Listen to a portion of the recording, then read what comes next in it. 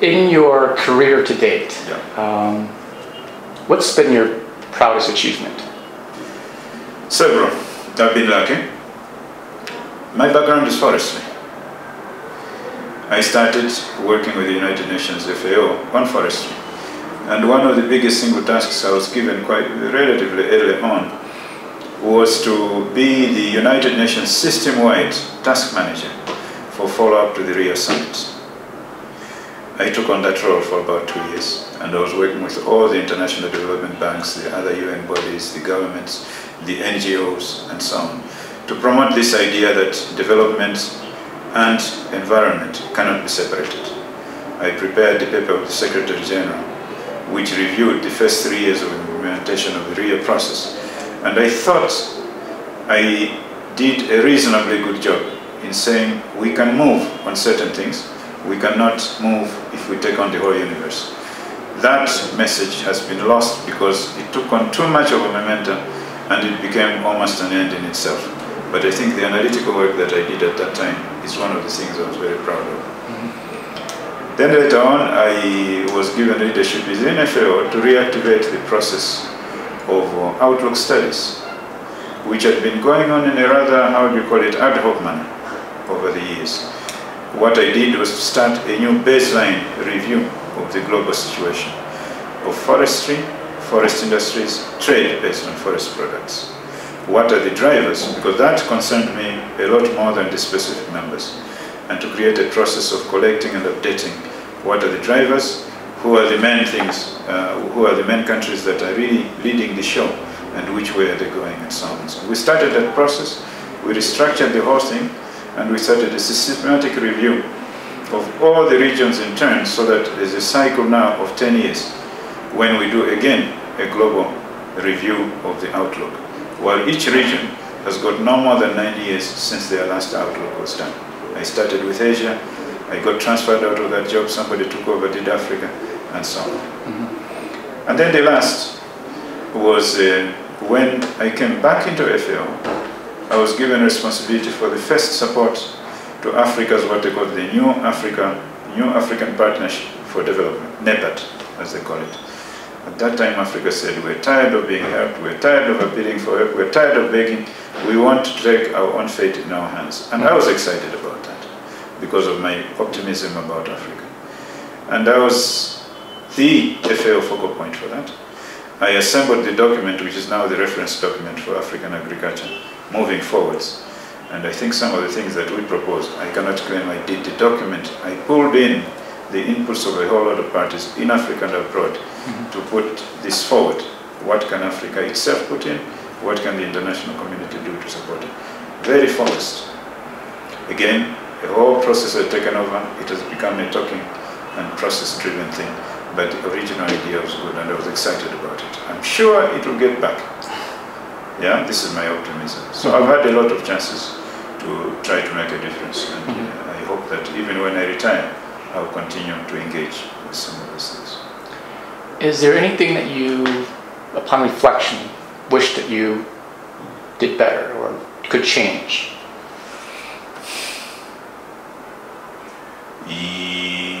Yes, I think my capacity to influence my own institution, yeah, so that it can work in a more achievement-oriented way, yeah. We are organized like all technical agencies, so this is not specific just to FAO. We are organized according to our skills.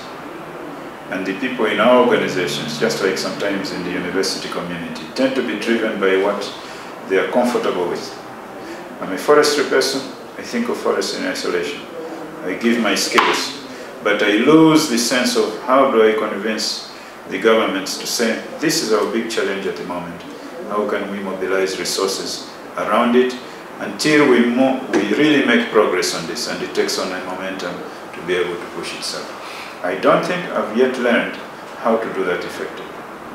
And even now, when I'm coming towards the end of my career in the international system, I find the international system, the donors and so on, we have not yet found a way to break through and get the governments that we're serving to choose 2, 3 big things which are really important, to sell them the idea that please go for that. Don't receive piecemeal, small elements which you then cannot make a wall out of. You've got a lot of bricks, but you're unable to make a wall. I have not succeeded as much as I could on that. Who are your heroes and why? I started with forestry. One of the clearest thinkers that we had in that sector, and he was thinking like this well before his time. He was thinking of this holistic way and yet selective way. Yeah?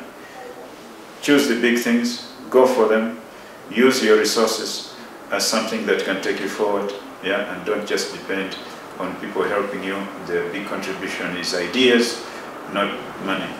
There was a man who died quite a long time ago, name of Jack Westoby.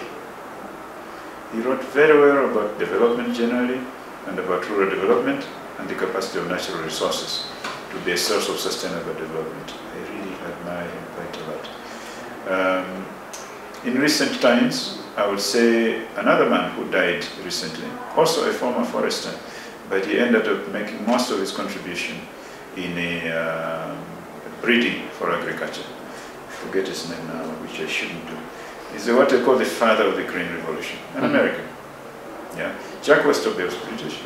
This gentleman who started, after leaving forestry, to breed wheat in Mexico.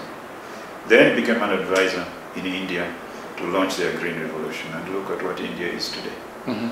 Crowded country, but can feed itself, can even export. Yeah. Those two. And they had the capacity, particularly this Nobel Prize winner, the name will come back to me, the capacity to focus, to orchestrate factors around an objective and to get it done. I really wish I could have done that also. Looking forward, what more do you want to accomplish in your professional career?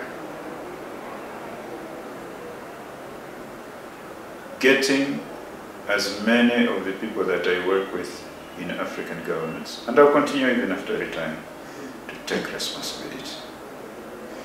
If I can achieve that, and if I can get them to take that responsibility for themselves, that would be greater than anything else.